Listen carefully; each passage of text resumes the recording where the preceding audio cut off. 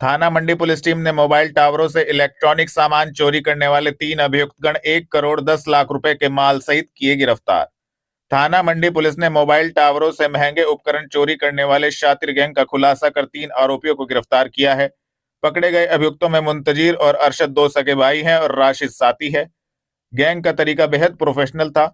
एक युवक रात के समय टावर पर चढ़ता था और RRU, RRH जैसे महंगे उपकरण नीचे फेंक देता था।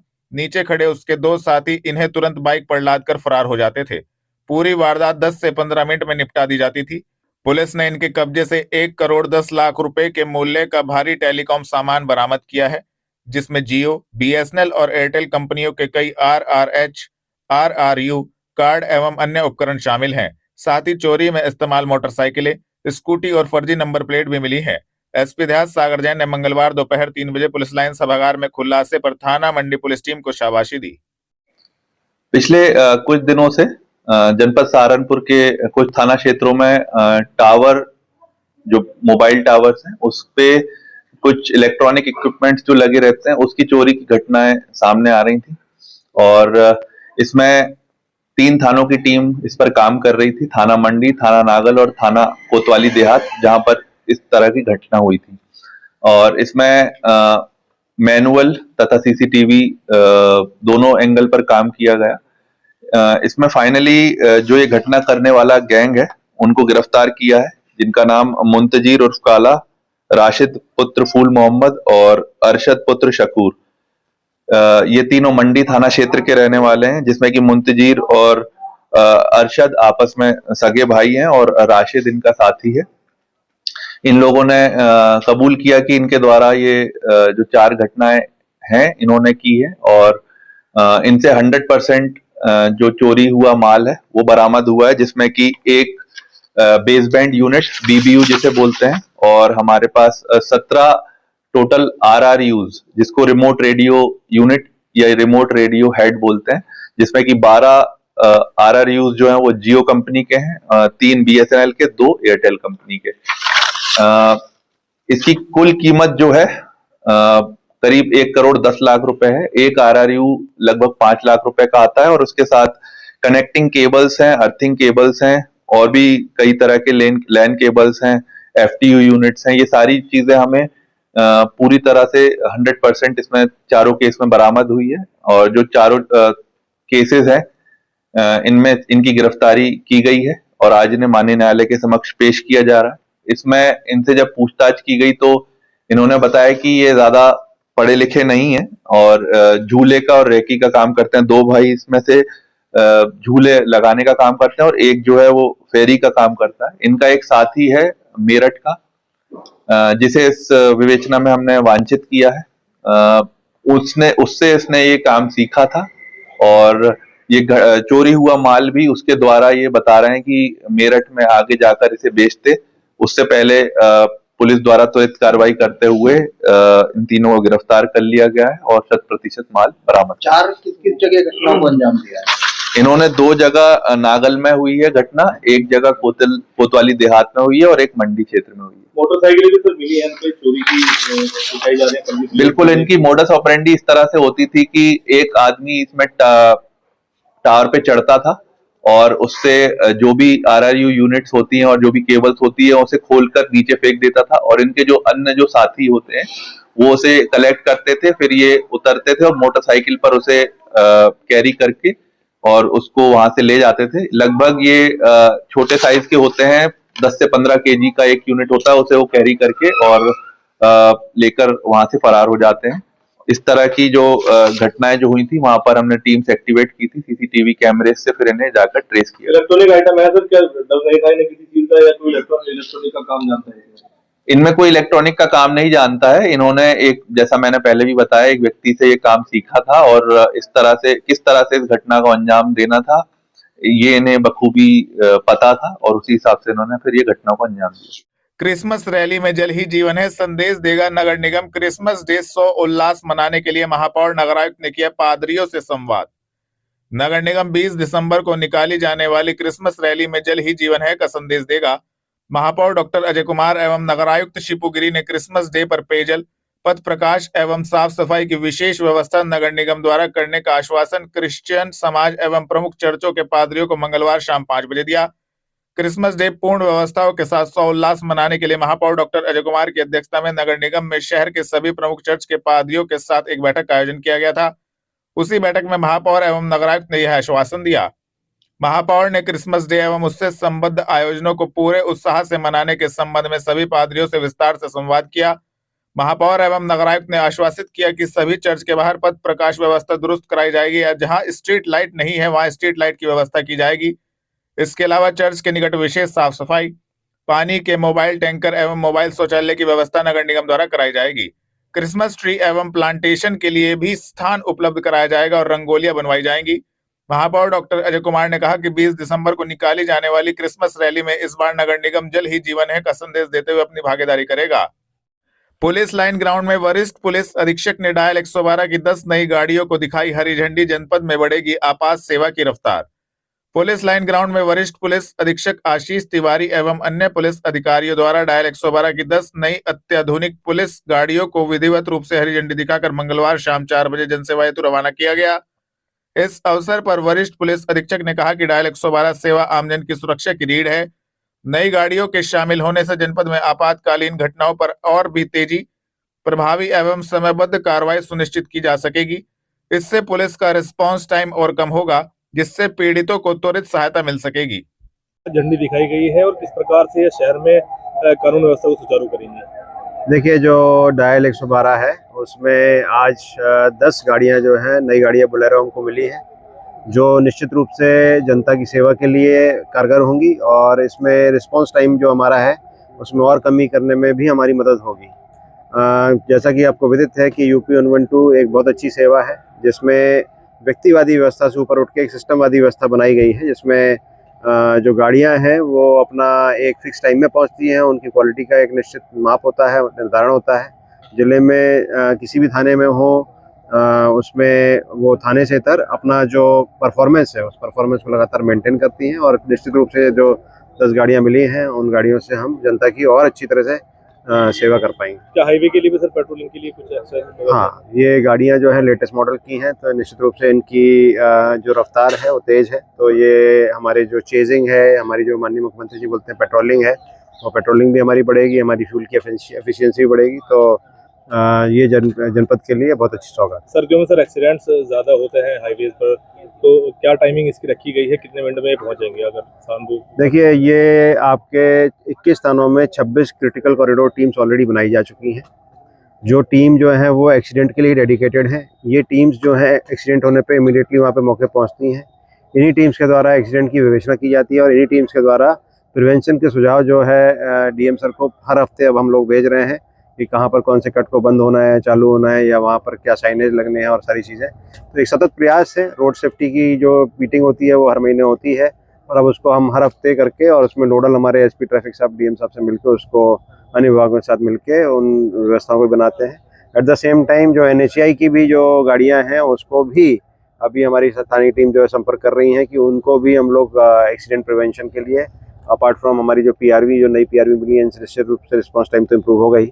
तो इन सब चीज़ों को करते हुए एक्सीडेंट्स का जो है वो कोशिश लगातार हम लोग कर रहे हैं घटने की, और उसमें जो हॉट स्पॉट भी किया गया है कि कहाँ पर ब्लैक स्पॉट है, किस टाइम पे एक्सीडेंट ज़्यादा होते हैं, तो वहाँ पर नो हेलमेट नो पेट्रोल की व्यवस्था खासतौर से उन रूट्स पे जो है वो उनकी भी जवाबदेही तय की जा रही है। थाना कोतवाली देहात पुलिस टीम ने 12 किलो अवैध गांजे के साथ एक अभियुक्त को बेहट रोड से किया गिरफ्तार। हुई प्रेस वार्ता। वरिष्ठ पुलिस अधीक्षक के निर्देशन में पुलिस मादक पदार्थ, नशे के अवैध कारोबार, प्रतिबंधित दवाओं की तस्करी, बिक्री पर प्रभावी रोकथाम के लिए ठोस एवं समन्वित कार्रवाई कर रही है। इसी क्रम में थाना कोतवाली देहात पुलिस टीम ने एक शातिर नशा तस्कर गरीब सहानी को बेहट रोड से गिरफ्तार करने में महत्वपूर्ण सफलता प्राप्त की है, जिसके कब्जे से 12 किलो अवैध गांजा जिसकी अनुमानित कीमत 1,20,000 रुपए है बरामद किया गया है। इस संबंध में ASP मनोज कुमार ने मंगलवार शाम 4 बजे प्रेस वार्ता कर पुलिस लाइन में संबंधित जानकारी दी। करने वाला पकड़ा गया है, किस तरीके से तस्करी को अंजाम दिया सहारनपुर में, ये रहने वाला बिहार का है और सहारनपुर में कौन कौन लोग इसके नेटवर्क में जुड़े हुए हैं? देखिए, जैसा कि आप लोगों को मालूम है कि श्रीमान पुलिस उप महानिरीक्षक सहारनपुर परिक्षेत्र के द्वारा ऑपरेशन सवेरा लॉन्च किया गया था, जिसकी आज ऑपरेशन सवेरा 2.1 भी लॉन्च किया गया है। इसी अभियान के उपलक्ष्य में हमको एक बड़ी कोतवाली देहात पुलिस को एक बहुत अच्छी सफलता मिली हुई है, जिसमें एक व्यक्ति को गिरफ्तार किया गया जिसके पास 12 किलो अवैध गांजा था और साथ में उसकी जो कीमत करीब 1,20,000 रुपए का है। इससे पूछताछ में पता चला कि यह रहने वाला, इसका नाम है गरीब साहनी पुत्र पवित्र साहनी, निवासी दरभंगा बिहार का रहने वाला है। और इससे पूछताछ में पता चला कि ये बिहार से गांजा लेके आ रहा था और सहारनपुर रेलवे स्टेशन से उतरकर फिर ये देहरादून में जाके और वहां पे एक महिला जिसका इसने नाम भी बताया, उसको ये गांजा सप्लाई कर रहा था। और हमारी तरफ से दोनों जहां से गांजा लेके आ रहा था उधर भी काम किया जा रहा है और जहां पे गांजा देने जा रहा था उस पर भी काम किया जा रहा है। जल्दी इस पूरी कड़ी को हम गिरफ्तार करके और जेल भेजेंगे। सर, सहारनपुर में कोई लिंक है? सहारनपुर का अभी इसकी पूछताछ में सहारनपुर का कोई लिंक नहीं आया है। इसका कहना था कि मैं यहाँ से ट्रेन से उतरकर और फिर बस के माध्यम से देहरादून जाके वहां पे गांजा का सप्लाई करता था। गिरफ्तारी सर कैसे हुई? इसकी जो गिरफ्तारी हुई, ये वहां पे घूम रहा था, घूमते हुए थोड़ा संदिग्ध दिखा, इसके हाथ में बैग था। तो जो हमारी पुलिस थी वो गश्त कर रही थी, उन्होंने देखा कि ये व्यक्ति संदिग्ध सा दिख रहा था। इससे जब इसकी तलाशी लगी तो देखा गया कि इसके पास अवैध गांजा था। कितनी कीमत होगी? इसकी कीमत करीब 1,20,000 रुपए के लगभग है। पुलिस लाइन पहुंचे भाकियू तोमर के पदाधिकारी गणों एवं किसानों ने वरिष्ठ पुलिस अधीक्षक को समस्याओं से कराया अवगत। मंगलवार दोपहर 2 बजे भारतीय किसान यूनियन तोमर के किसान प्रदेश अध्यक्ष धर्मेंद्र के नेतृत्व में पुलिस लाइन स्थित वरिष्ठ पुलिस अधीक्षक कार्यालय पर पहुंचे, जहां पर किसानों ने वरिष्ठ पुलिस अधीक्षक को प्रार्थना पत्र सौंपकर अपनी समस्याओं से अवगत कराया। इस दौरान प्रदेश अध्यक्ष ने कहा कि किसी भी किसान के साथ अगर उत्पीड़न होता है तो हम उनके लिए दिन रात एक कर देंगे और इंसाफ दिलाकर रहेंगे। संगठन को मजबूत करने में हम किसी भी प्रकार की कोई कमी नहीं छोड़ेंगे। मैं प्रदेश अध्यक्ष धर्मेंद्र तोमर, भारतीय किसान यूनियन तोमर। एक मामला तहसील बेस्ट का है, मोहम्मदपुर गांव ग्रांट थाना बिहारीगढ़। एक जिला पंचायत के पुल का निर्माण होना है और इसमें गांव के 2 बंदे एक तरफ है और पूरा गांव एक तरफ है और 2 बंदे किसी भी कीमत पर उस पुल को बनाना नहीं देना चाह रहे। और इसमें हम कप्तान साहब के पास आ जाए थे। सरकारी काम में बाधा डालते हैं और पूरा गांव एक तरफ है और वो दोनों बंदे एक तरफ है। साहब से मिले, क्या आश्वासन दिया? एसएसपी साहब तो नहीं मिला, लेकिन एसपी आर्य जी मिले, बहुत अच्छा रेस्पॉन्स दिया और बहुत ही मतलब आश्वासन दिया और उचित से उचित कार्रवाई करी जाएगी इसमें। जी, आपका नाम? मैं योगेंद्र चौधरी, जिला अध्यक्ष भारतीय किसान यूनियन तोमर से।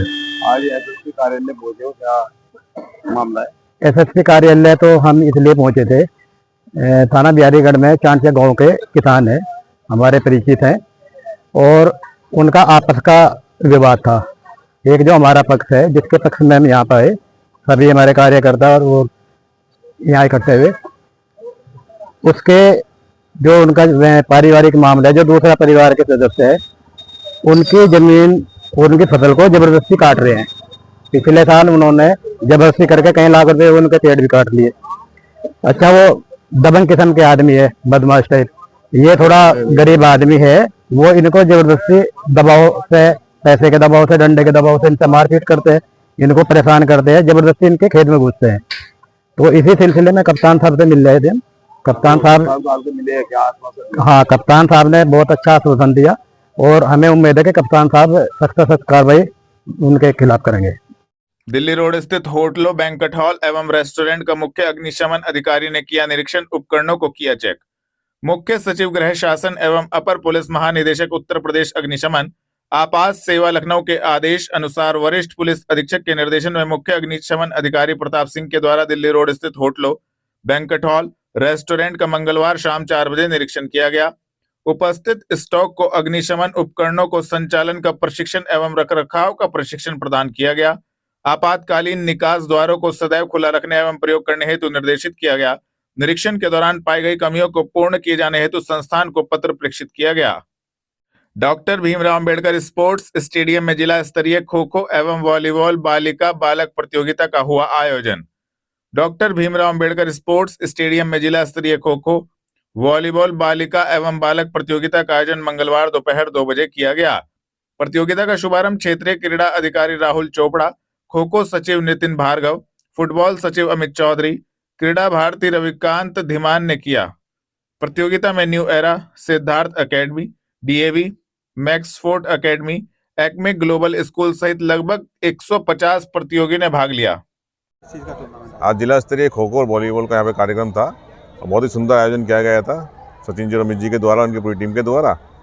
और मैं तो ये कहना चाहूँगा, जितना अनुशासित रहेंगे उतना ही खेलों में हम लोग विनर बनेंगे। आज कुछ टीम जितना अनुशासन में खेल रही थी तो ये देखा गया है कि उनको ही गोल्ड मेडल या सिल्वर मेडल मिले हैं, और जो बच्चे अभी थोड़ा सा गंभीर नहीं है उनको थोड़ा गंभीर होने की आवश्यकता है, और स्पोर्ट से ही राष्ट्र निर्माण संभव है।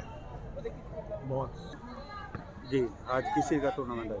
आज यहाँ डॉक्टर भीमराव अंबेडकर स्टेडियम में खो खो और वॉलीबॉल एसोसिएशन के तत्वाधान में बालक एवं बालिका अंडर 19 और 17 का एक प्रतियोगिता संपन्न कराई गई। इस जिला स्तरीय प्रतियोगिता का हमारा मुख्य उद्देश्य था बच्चों को एक प्लेटफॉर्म प्रोवाइड कराना, ताकि ये आगे बढ़ सके और अपना विकास कौशल दिखा सके। और साथ ही साथ हमने यहाँ पर इन बच्चों के लिए राज्य स्तरीय जो जौनपुर में प्रतियोगिता होगी उसके लिए भी हमने इनका सिलेक्शन किया है। लगभग कितने खिलाड़ियों ने प्रतिभाग किया, कहाँ से आए हैं खिलाड़ी? लगभग 8 से 10 स्कूल के 100 प्रतिभागियों ने इसमें प्रतिभाग किया और सभी ने बढ़ चढ़कर हिस्सा लिया और अपना बेस्ट दिया। संविधान की रक्षा के संकल्प के साथ 14 दिसंबर को सहारनपुर से बड़ी संख्या में कांग्रेस जन रामलीला मैदान दिल्ली रैली में पहुंचेंगे। जिला कांग्रेस कार्यालय पर जिला अध्यक्ष संदीप सिंह राणा एवं महानगर अध्यक्ष मनीष त्यागी के संयुक्त नेतृत्व में एक विशेष कार्यक्रम का आयोजन मंगलवार दोपहर 3 बजे किया गया, जिसमें कांग्रेस जनों ने केक काटकर कांग्रेस की पूर्व राष्ट्रीय अध्यक्ष एवं कांग्रेस संसदीय दल के नेता सोनिया गांधी का जन्मदिन मनाया। इस अवसर पर मुख्य अतिथि प्रभारी सपना सोम ने जिला अध्यक्ष संदीप सिंह राणा, महानगर अध्यक्ष मनीष त्यागी एवं महिला कांग्रेस की जिला अध्यक्ष कार्यक्रम की संयोजिका श्वेता सैनी के साथ मिलकर केक काटा और केक में मिठाई से सभी का मुंह मीठा कराया। इस अवसर पर महिला कांग्रेस जिला अध्यक्ष श्वेता सैनी ने अपनी जिला कार्यकारिणी की घोषणा करते हुए महिला कांग्रेस पदाधिकारी को उनकी नियुक्ति के संदर्भ में मनोनयन पत्र सौंपे। आज का जो कार्यक्रम है वो हमारी आदरणीय नेता, हमारी त्याग की देवी आदरणीय सोनिया गांधी जी के जन्मदिवस पर हमने कार्यक्रम रखा है। ये कार्यक्रम जो रखा गया है वो महिलाओं के लिए रखा गया है, और ये हमारी जो महिलाओं की जो कमेटी थी, 50 महिलाओं की जो कमेटी हम लोगों ने गठित की है, इसलिए हम लोगों ने महिला के इस कार्यक्रम में आदरणीय सोनिया गांधी जी को जन्मदिवस की बधाई देने के लिए कार्यक्रम रखा गया। नियुक्ति पत्र दिए गए हैं जो मैंने बताया कि जो हम लोग की जो 50 महिलाओं की जो कमेटी गठित की गई है उन लोगों को मनोनयन पत्र भी दिए गए हैं। और इसीलिए आज हमने ये दिन रखा क्योंकि आज हमारी नेता आदरणीय सोनिया गांधी जी का जन्मदिवस है, इसीलिए हम लोगों ने कार्यक्रम को आयोजित किया। आईजीआरएस निस्तारण में उत्तर प्रदेश में प्रथम स्थान प्राप्त करने पर सहारनपुर पुलिस सम्मानित बड़े खाने का आयोजन। पुलिस लाइन में गरिमामय समारोह का आयोजन मंगलवार शाम 4 बजे किया गया, जिसमें जनपद सहारनपुर द्वारा उत्तर प्रदेश स्तर पर आईजीआरएस निस्तारण में प्रथम स्थान प्राप्त करने की ऐतिहासिक उपलब्धि पर आईजीआरएस सेल में कार्यरत सभी अधिकारी कर्मचारी गणों को प्रशस्ति पत्र प्रदान कर सम्मानित किया गया। इस अवसर पर वरिष्ठ पुलिस अधीक्षक सहारनपुर एवं अन्य वरिष्ठ पुलिस अधिकारीगण उपस्थित रहे। वरिष्ठ पुलिस अधीक्षक आशीष तिवारी द्वारा सभी अधिकारी एवं कर्मचारियों के उत्कृष्ट, ईमानदार एवं सराहनीय कार्य की प्रशंसा करते हुए उन्हें आगे भी इसी लगन, निष्ठा एवं जिम्मेदारी के साथ जनसेवा करने के लिए प्रेरित किया गया। वरिष्ठ पुलिस अधीक्षक ने अपने संबोधन में कहा कि आईजीआरएस प्रणाली के माध्यम से आमजन की शिकायतों का समयबद्ध, पारदर्शी एवं प्रभावी निस्तारण शासन की सर्वोच्च प्राथमिकताओं में शामिल है। जनपद सहारनपुर का प्रदेश में प्रथम स्थान प्राप्त करना पूरे पुलिस विभाग के लिए गर्व की बात है और यह टीम वर्क, अनुशासन एवं कर्तव्य निष्ठा का परिणाम है। वरिष्ठ पुलिस अधीक्षक द्वारा पुलिस लाइन ग्राउंड में ऑपरेशन सवेरा जागरूकता कार्यक्रम आयोजित। पुलिस उप महानिरीक्षक सहारनपुर परिक्षेत्र द्वारा मादक पदार्थों, नशे के अवैध कारोबार, प्रतिबंधित दवाओं की तस्करी, बिक्री पर प्रभावी रोकथाम के लिए ठोस एवं समन्वित कार्रवाई हेतु परिक्षेत्र सहारनपुर के तीनों जनपदों में ऑपरेशन सवेरा 2.0 नशे के अंधकार से जीवन के उजाले की ओर अभियान चलाया जा रहा है। वरिष्ठ पुलिस अधीक्षक द्वारा अन्य पुलिस अधिकारीगण के साथ पुलिस लाइन में पुलिस कर्मियों द्वारा ऑपरेशन सवेरा 2.0 के अंतर्गत एक विशेष जागरूकता कार्यक्रम का आयोजन मंगलवार शाम 4 बजे किया गया। इस कार्यक्रम का उद्देश्य आमजन को नशे के दुष्परिणामों के प्रति जागरूक करना तथा नशा तस्करों के विरुद्ध पुलिस की सख्त कार्रवाई से अवगत कराना रहा। वास्तव में हमने बहुत सारी कार्रवाई देखी है। करोड़ों रुपए की जो मादक पदार्थों की तस्करी है वो रोकी गई है सहारनपुर पुलिस की ओर से। 2.0 में सर क्या खास रहने वाला है कानून व्यवस्था को सुचारू रखने के लिए? देखिए, पिछले 4 महीने में लगातार ताबड़तोड़ कार्रवाई जो है सहारनपुर पुलिस के द्वारा नशे पर की गई है। इसमें 200 के ऊपर मुकदमे लिखे गए हैं, जिसमें अब तक 350 के आसपास लोग जो हैं वो अपराधी जेल भेजे जा चुके हैं। लगभग 25 करोड़ के ऊपर जो है ड्रग्स की जो सामग्री है उसको नष्ट किया गया है। उसके ऊपर में 3 पिट NDPS किए गए हैं। इसके अलावा इसमें गैंगस्टर की कार्रवाई की गई है, गुंडा की कार्रवाई की गई है। तो अब उसी में एक नया आयाम आज जोड़ा गया ऑपरेशन सवेरा 2.0 में, जहां not only enforcement but enforcement के अलावा अवेयरनेस, उसके बारे में भी जानकारी और जनता के बीच में जाके नशा मुक्ति का जो संदेश है उस संदेश को हमारे युवाओं को, हमारे बच्चों को के बीच में पहुंचाने की जिम्मेदारी जो है आज से शुरू की जा रही है। इसके लिए मिशन शक्ति 5.0 जैसे ही हमने जिस तरह से हमने उसमें सभी विभागों को इन्वॉल्व किया था और सभी गाँव और मोहल्लों में और स्कूलों में चौपाले वगैरह इस तरह की सारी चीज़ें हुई थी, वो सारी व्यवस्थाएं इसमें की जा रही हैं। इसमें खासतौर से स्कूल कॉलेजों में अब आपको दिखेगा कि हम लोग जाकर नशा मुक्ति के बारे में बात करेंगे। जो नशा मुक्ति केंद्र हैं वहाँ पर जाकर हम लोग नशा मुक्ति से संबंधित जो बातें हैं उसको लोगों को बताएंगे। जो जेल है उसके अंदर में जो हमारे ऑलरेडी लोग जा चुके हैं 350 के ऊपर, उनका जो काउंसलिंग का प्रोग्राम है जिससे कि वो नशा आगे चल के ना करें, उस चीज़ को नशा मुक्ति केंद्र के साथ में मिलकर हम लोग जो है उसको करा रहे हैं। इसके अलावा ये जो जन चौपाल है, जो बीट सिस्टम हमने बनाया, तो गांव-गांव जाके स्पेशली उन गाँव की लिस्ट बनाई गई है, मोहल्लों की लिस्ट बनाई गई है जहाँ पर ट्रेडिशनली लोग नशा करते हैं, वहाँ पर भी जाके उनको भी जानकारियाँ देने का जो है काम किया जा रहा है। एट द सेम टाइम इसमें हमारा लगातार क्रैकडाउन भी चालू है। जो हमारे नशे में जो लोग संलिप्त हैं, यदि वो पुलिस पर किसी भी प्रकार का आक्रमण करते हैं तो उस पर फिर जवाबी कार्रवाई भी दी जाएगी। तो ये सारी चीज़ें जो है उसमें लगातार की जा रही हैं और नशे को पूर्ण रूप से ख़त्म करने के लिए हम प्रतिबद्ध हैं। आसपास के भी जो एरिया, क्योंकि ये बॉर्डर डिस्ट्रिक्ट है, तो अन्य स्टेट्स या आसपास के जो जनपद हैं उन सभी पर भी नज़र रखी जा रही है। और जो किंग पिन्स हैं इसके, जो इसका मैन्युफैक्चर करते हैं या जो इसके बड़े ट्रेडर्स हैं, उनके ऊपर भी लगातार कार्रवाई की जा रही है। अभी रिसेंटली भी हमने जो है 4.5 किलोग्राम के आसपास जो है वो पकड़ा था। तो इसी तरह से कार्रवाई हम लोग करते रहेंगे। पिछले 11 वर्षों से प्रधानमंत्री देश की जनता को कर रहे गुमराह सपा जनपद प्रभारी डॉक्टर भुवन जोशी भास्कर, सपा के राष्ट्रीय सचिव एवं SIR जनपद प्रभारी डॉक्टर भुवन भास्कर जोशी ने मंगलवार दोपहर 3 बजे भाजपा सरकार पर आरोप लगाते हुए कहा, प्रधानमंत्री पिछले 11 वर्षों से देश की जनता को गुमराह कर देश को विभाजित करने का काम कर रहे हैं। राष्ट्रीय सचिव डॉक्टर भुवन भास्कर जोशी अंबाला रोड स्थित महानगर कार्यकारिणी की SIR समीक्षा बैठक ले रहे थे। पार्टी कार्यालय पहुंचने पर महानगर प्रभारी एवं पार्षद अभिषेक टिंकू अरोड़ा, महानगर अध्यक्ष हाजी नवाब अंसारी के नेतृत्व में उनका माल्यार्पण कर स्वागत किया गया। हम लोग लगातार हम लोगों को जिम्मेदारी दी गई है कि SIR का हम लोगों को समीक्षा बैठक करना है। उसके तहत सबसे पहले जिला सहारनपुर, उसके बाद मुजफ्फरनगर जिला और नगर कल हमने करा है और आज हम महानगर की बैठक को लेने के लिए आए हैं। और निश्चित तौर पे जो भारतीय जनता पार्टी और हम ये देख पा रहे चुनाव आयोग के जो मंसूबे हैं, खासतौर पे PDA समाज के, पिछड़े दलित अल्पसंख्यक समाजों की जो वोटों की डकैती बिहार में हुई है, उसको भारतीय जनता पार्टी और चुनाव आयोग उत्तर प्रदेश में करना चाहता है। लेकिन हमारे नेता माननीय अखिलेश यादव जी ने कहा है कि जो वोटों की डकैती का जो इनका कार्यक्रम है उसे उत्तर प्रदेश में हम लोग फेल कर देंगे। और निश्चित तौर पर जिस प्रकार के हमारे जो कार्यकर्ता हैं, BLA हैं हमारे, जो हमारे जिले के अध्यक्ष हैं, महानगर के अध्यक्ष हैं, जो हमारी पूरी टीम है और गांव स्तर से लेकर और नगर स्तर तक उन लोगों ने समुचित प्रयास करा कि ये जो वोटों की डकैती का जो कार्यक्रम है इसको भारतीय जनता पार्टी और चुनाव आयोग को फ्लॉप कर दिया है। और हम लोग लगातार काम कर रहे हैं और हमारे नेता और कार्यकर्ताओं ने तय करा कि 11 तारीख लास्ट डेट है, लेकिन हम अभी भी लगे हुए हैं और आज इस क्रम में महानगर में ही बैठक होने जा रही है।